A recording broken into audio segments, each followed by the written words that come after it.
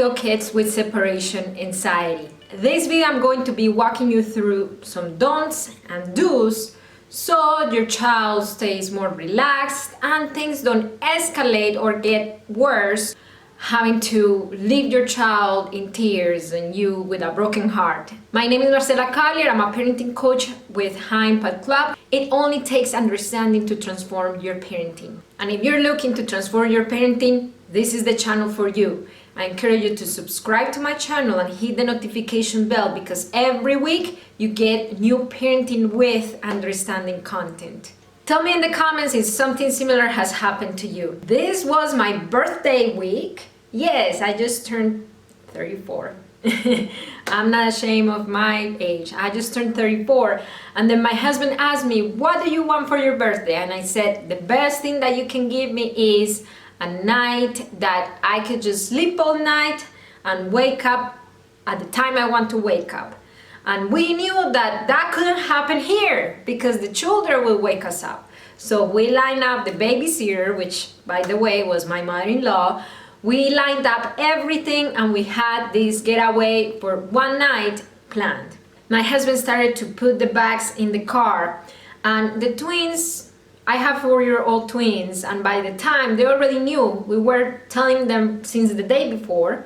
So that's a do. When you know that you're going to leave your children, prepare them the day before. However, when it was the time that my husband was putting the luggage in the car, Miguel, one of our twins, he held on to his leg so hard, and he didn't let go of him. He wasn't crying, but he was asking him, begging him to stay. And he was telling me that he didn't want us to go.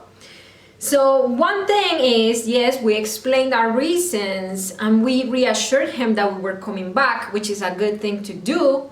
However, we noticed that it wasn't helping much.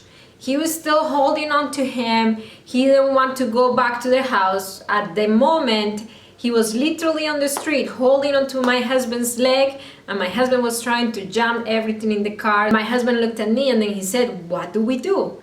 We kind of exhausted the things that we normally do when we leave, but this time it was different. Let me know if you feel like I've already exhausted everything that I can possibly do to help my child cope with separation anxiety, but he still gets upset. It was the first time that we left overnight. I thought to myself, okay, if I were in Miguel's shoes, what would be feeling right now? Is it that he doesn't understand that we're coming back? Yes, we've been consistent parents, so for sure he understands we're coming back. So what is it? It isn't that he feels that we're not coming back, it is that he doesn't like separation.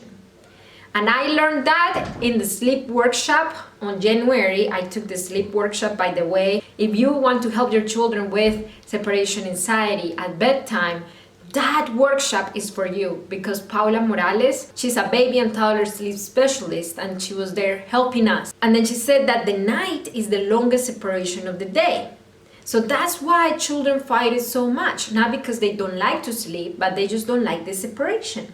And then she was saying to focus on the next connection among many other things. If you want to check it out, I'm going to leave the link to that workshop in the description because you can access it right now if you want. Focus on the next connection instead of focusing on the separation. I told my husband we need to find a way to focus on the next connection, to focus on them feeling connected to us even though we're away, at least for this first 10 minutes that they don't see us in the house. What about if we do FaceTime? My husband called my mother-in-law. We started FaceTiming before we left the house. We gave the phone to Miguel and Santiago and he let go of my husband's leg. And he was so happy because he got to hold the phone and he was still connected to mommy and daddy. And we FaceTimed the whole way to the hotel, which was 5 minutes. The hotel wasn't far away. And that was it. So how can you focus in the next connection? Remember, every single behavior is a communication of a need.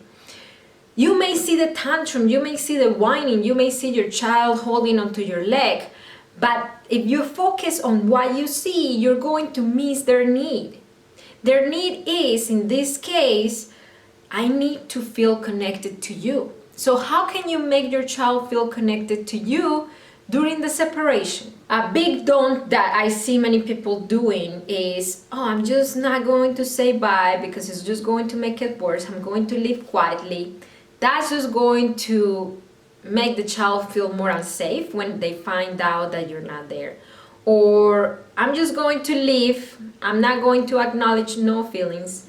I'm just going to leave that he stops crying after 5 minutes that I leave. Maybe he stops crying, but that does not mean that he still doesn't need that reassurance, that he still doesn't need to feel and stay connected to you. So instead of that, those disconnected approaches, to try a more connected approach. And it is the parenting with understanding approach. That's what we're all about in High Impact Club. If you want to keep equipping yourself with this skill of understanding your children from the core, I'm going to leave the link in the description as well, so you can go and start today. Separation anxiety is especially difficult for children whose proximity, physical affection, or even quality time is their love language. They need that closeness, that physical closeness. When it comes to that, know what your child's love language is. By the way, if you don't know what that is, I have a full video to explain to you how to discover those, because once you discover what they are, you're able to meet them with what they need a little bit more when it comes to their need for affection. That video is over here. I'm for sure it's going to help you handle their separation anxiety as well if you know how to connect with them. I encourage you to go there, and it only takes understanding to transform your parenting.